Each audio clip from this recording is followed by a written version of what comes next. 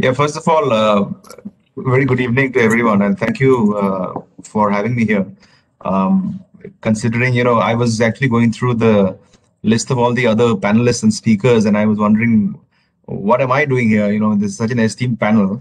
But since I have been asked come here, and I was actually very cleverly, I said I will not speak first, so that everyone else already puts forwards their insight and their points. And I think both. I'm sorry. All three of my previous co-panelists have already highlighted much of the issues that that occupies the discussion when it comes to India and China and hydropower.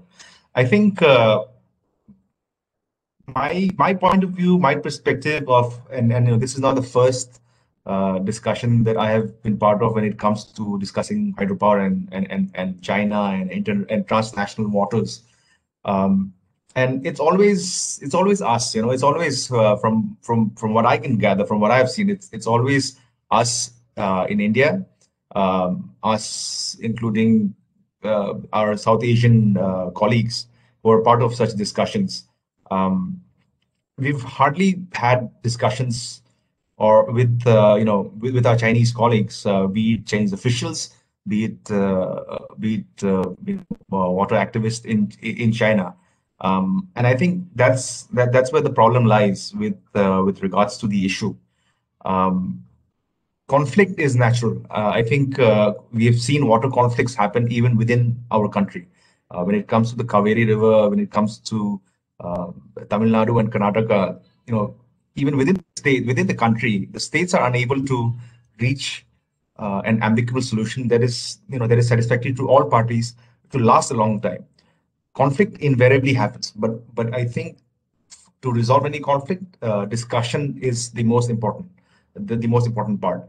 And unless that happens, we cannot actually resolve any of the issues. With regards to India and China, although we are here discussing at a macro level the Sangpo or the Siang or the Brahmaputra, we need to also look at things from a larger perspective of not just discussing the river, but the river basin, the entire Brahmaputra basin.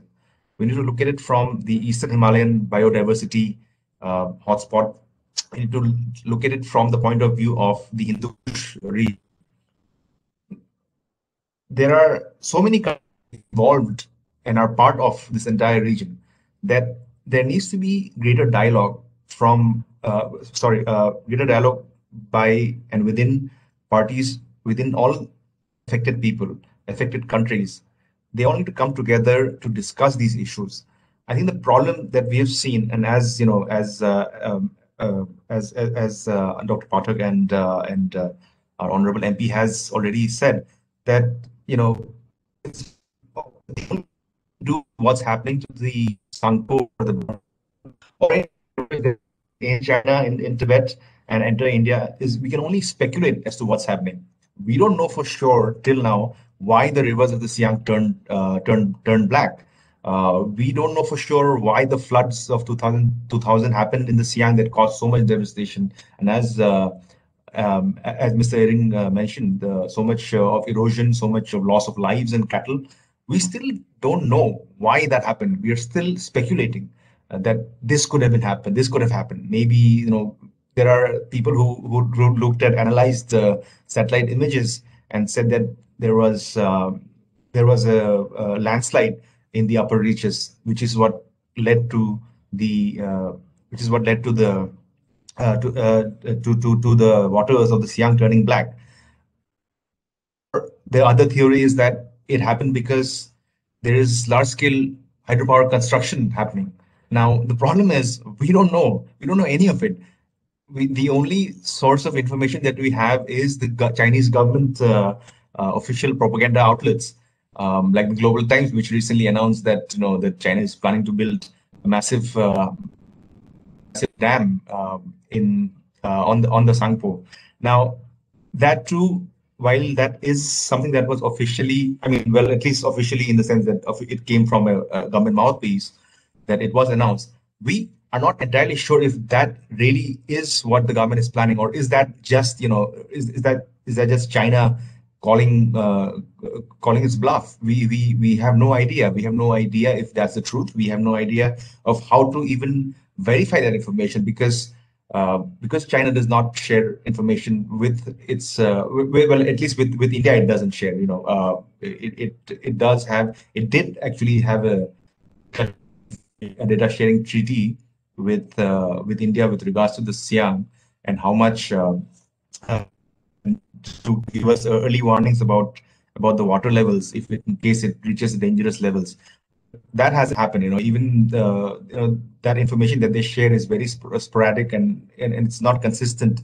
So the biggest issue that I see here is that there is the complete lack of cooperation from the Chinese side when it comes to these matters.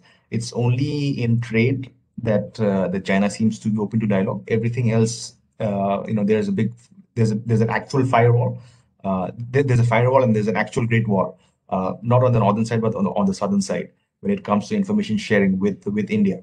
So from from what I see, from my time in the field, talking to people, writing stories, uh, I think the biggest sufferers are the people on the ground. I'm here, in my comfortable apartment, uh, talking about issues that really directly do not have an impact on my life directly, at least. But cases on the field have shown me that it's the people in the villages, it's people who are working, really working for their livelihood on a daily basis. Um, People who don't have Sundays or Saturdays, people who have to till the land, um, go to the river for their livelihoods. Those are the ones who are most affected. And unfortunately, from the Indian side, but from what I've noticed, from our and I say, when I say Indian side, I mean the government side, is that the government has been not been very willing to engage uh, with locals who are not uh, who are perceived to be not in line with the government's point of view. Um, Mr. Ehring has, he has been shouting at the top of his lungs ever since he was an MP, and now he's an MLA, that that there needs to be that we need to discuss this issue with what's happening with the Siang. We need to find out. We need to talk with the Chinese, and successive governments, be it the Congress government or be it the current dispensation. It doesn't matter. The government of India has been reluctant in and having open discussions about the Siang, about the Sangpo, about the Brahmaputra with the Chinese, and I think that is a major cause of concern, because the way the Indian government treats this river, which is such a vital river for our country, it can have a negative impact on the perception that people of the state have towards the Indian government. That it comes off as being, there's a term that we use in Arunachal, that that the center is always meting out stepmotherly treatment. That's a term that's often thrown about. But when the Indian government continues to ignore the voices of the people, and it continues that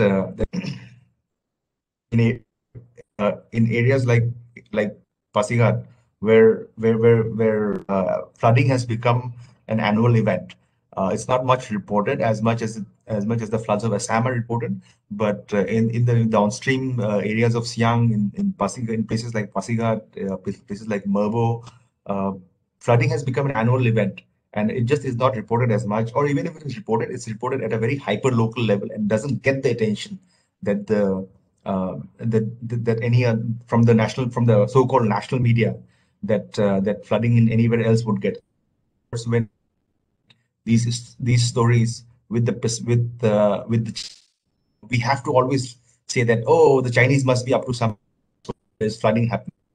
That's why there's flood in Arunachal. Unless you mention China, Arunachal doesn't get the space it deserves or the space it needs in national media outlets. So that's a major problem, is from a journalistic point of view that I've faced, when it comes to highlighting these issues. That everything has to be presented from the point of view of Delhi looking in, instead of the perspective of us looking outwards.